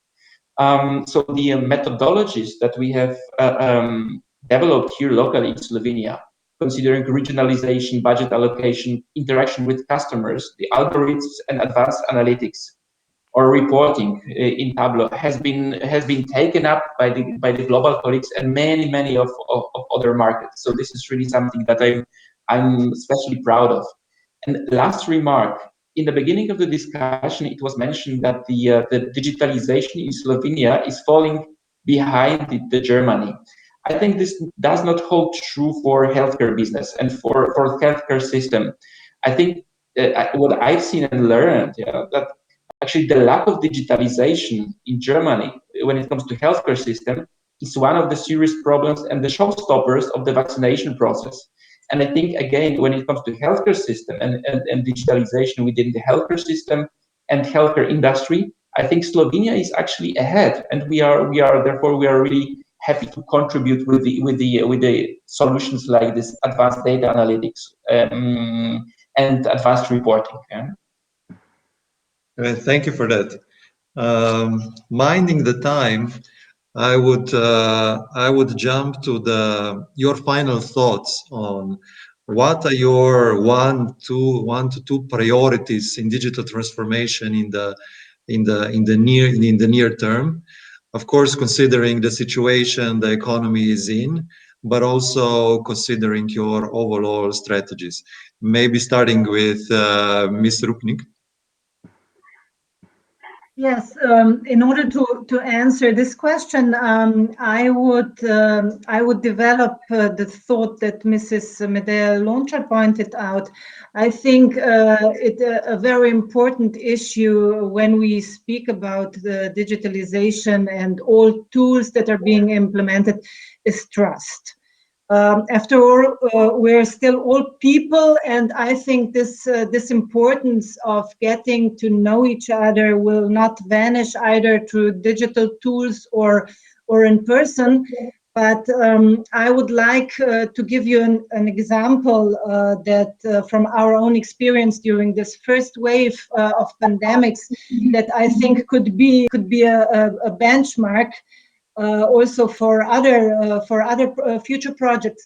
Namely, our company RICO was participating in a tender for the Bavarian State Opera in constructing, setting up an automated warehouse for the decorations for the opera.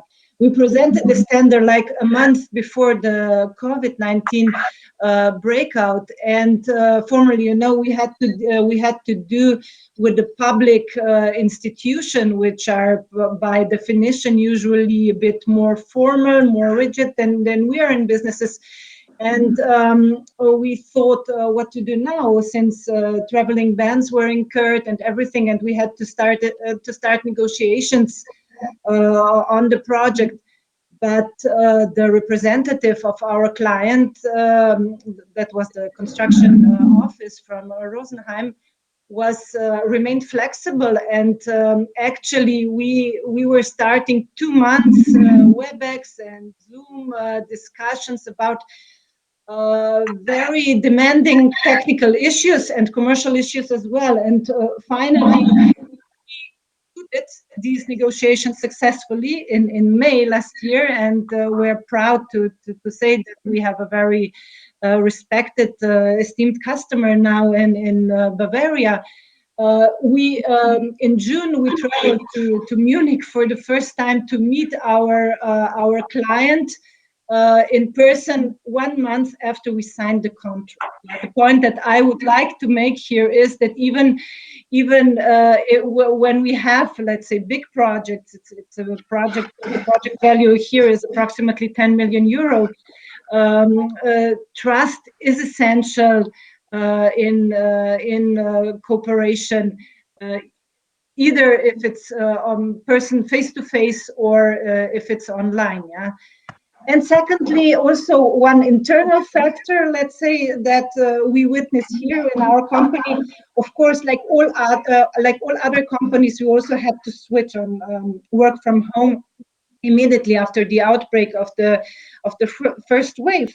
And in this regard, luckily, we are in such a business that we can also do most of our tasks from home. We are coordinating and managing projects, and we communicate with our partners and clients online easily. But a big deal of our success of our company, I would say, which is a matter of culture, is also due to the team spirit that is created and within RICO, and I think this one is quite unique. We have a lot of socializing, formal, informal socializing within the company, which actually got lost through this pandemics and can't be replaced online. So I think there must be a healthy mix of, let's say, remote work, remote connection with our partners, with our colleagues from work, and enabling them to meet online, even if we meet outside. For example, I had a meeting with Mrs. Ranson 2 weeks ago outside. We had a coffee, and I think this was really much more valuable than having 3 talks with her online. Thank you. I can agree. Ms. Lonchar, what is your one priority in the digital transformation? I would like to point out this responsibility of leaders to change also and to be somehow the visionaries on one hand, and on the other hand, we have to be aware that we will have to adapt our leadership and that we will have to build a little bit different leadership styles. In Siemens, for instance, we have to focus more on the outcomes than the time, for instance, spent in the office. If you implement work from home and so on, and this is connected to trust, but there are many, many other elements, and we cannot just somehow copy the old ways of leading people to the new environment. So many new competencies will be needed, and it's extremely important. Less hierarchies, more work with teams, different kind of communication, more empathy. So let's think about that, and let's really invest into our know-how and learn how to manage people in these new circumstances that would for sure last also in the future. It will also influence, many other businesses, because when we were implementing work from home, of course, as the provider also of the new solutions, we were thinking about new ways how we will organize the work also physically. We would need less offices and more space for meetings. We could use new digital tools for optimizing the working spaces.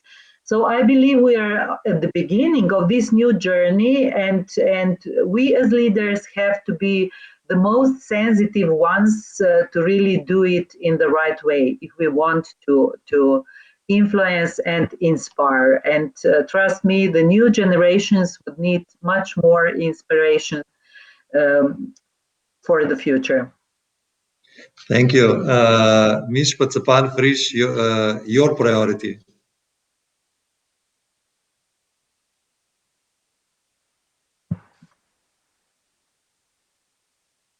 Or maybe Mr. Rochain? Okay, good. Technically, it's Industry 4.0 and D2C, our priorities in our company. But let me again come back to management. And for us here in Slovenia, we are not only responsible here for our factory, which are 1,500 people and the largest small domestic appliance factory in our group, but we also run 10 countries. So we have colleagues in 10 countries, spanning from Slovenia all the way down to Romania, Bulgaria. And yesterday, we started the continuation of our, let's say, leadership seminars, and everything, as I mentioned before, is built on, we call it one team collaboration culture. So it's about trust, it's about empowerment, it's about positivity, it's about passion. There are many things, but it's really about genuine collaboration. And this now we do also online. I mean, we had all the years leadership seminars that were classroom. And yesterday we started via Zoom and our trainer, and it was really, everybody was so happy to be back, even, let's say, in virtual form, but at least seeing each other, because our company still uses Skype, which is kind of old-fashioned, much better the format that we're working here today with. So our priority is to strengthen our leadership to go through this, let's say, interesting times of the pandemic and the digital transition. Mr. Ronka, your priority? Yeah, let me put my priorities or our priorities into certain parallel. Yeah, when you rewind the tape and look at the railroad industry in the beginning of 20th century in the UK, yeah, the railroad engineers they approach the cities and they ask, yeah, which cities want to have a railroad, and there was a group of cities who said, we do not want it. We refuse. Yeah, it's new, it's dangerous to have, and they used many arguments. And I see the digitalization process, a kind of railroad building in the UK, like in the beginning of 20th century. And if I have one wish, is that now and in a year from now, the mindset of our employees, but also customers, is the mindset of these smaller cities that actually accepted the railroad, because we know from history that the smaller cities, they won and they managed to grow based on this railroad development.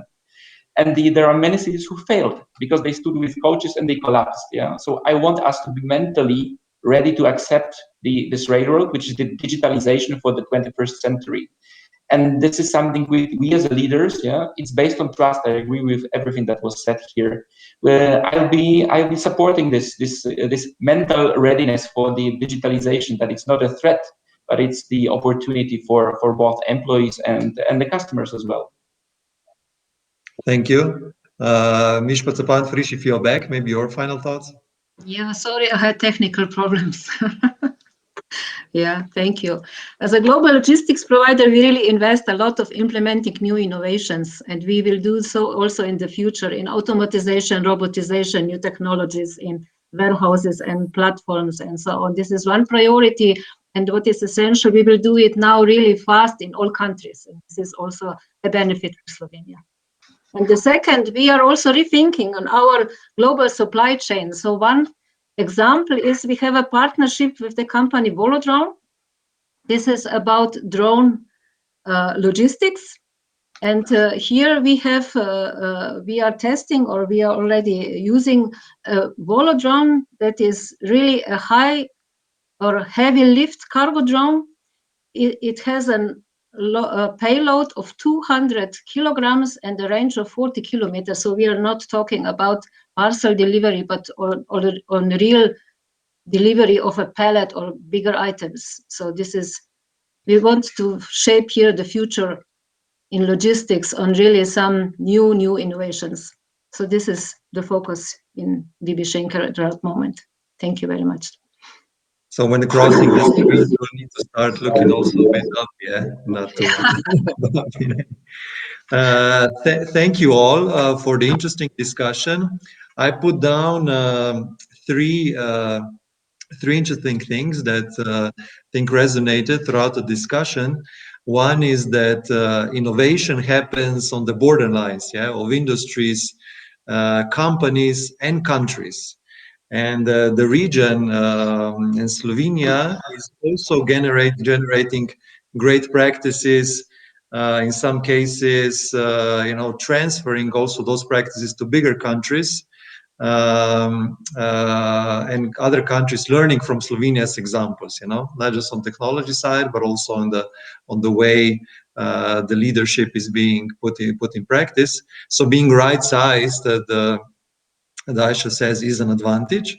And the third one, I think you all mentioned in your priorities, leadership, people, trust, being seen as a crucial success factor in the digital transformation, managing change, and not mentioning the technology as a top priority, but as more as an enabler. And I think this also very nicely concludes and wraps up how also other companies, but countries should focus their plans to be successful in the digital transformation. Tina, back to you. Thank you very much. Thank you very much, Mr. Derča, and thank you very much, esteemed guests, for this amazing discussion.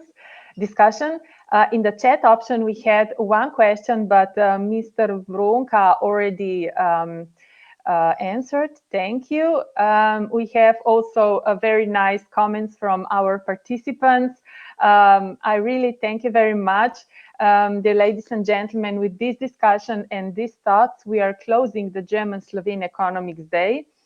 In the name of the German-Slovene Chamber of Commerce, I would like to thank again each and every one of you for being with us today and for your valuable contribution. I hope we are going to continue this wonderful dialogue in the future, face-to-face, in person. I cannot invite you now to share more thoughts at the coffee break. However, I do hope you have shared them via this platform. You probably noticed that there is a possibility of sending messages to each other within the participant section. We will leave this option open until the end of this week. And the same applies for the breakout rooms. In the case you would like to continue a morning conversation in the room you were assigned to, you can do that until the end of this week. That's for today. And for the closing thought, I would like to share with you a quote close to my heart. It's from Miss Maya Angelou, American poet and activist. She said, "I've learned that people will forget what you said, people will forget what you did, but people will never forget how you made them feel." And I hope, dear ladies and gentlemen, we have made you feel good today. Thank you so much, and I wish you all the best. Thank you. Thank you very much. Have a good day. Thank you.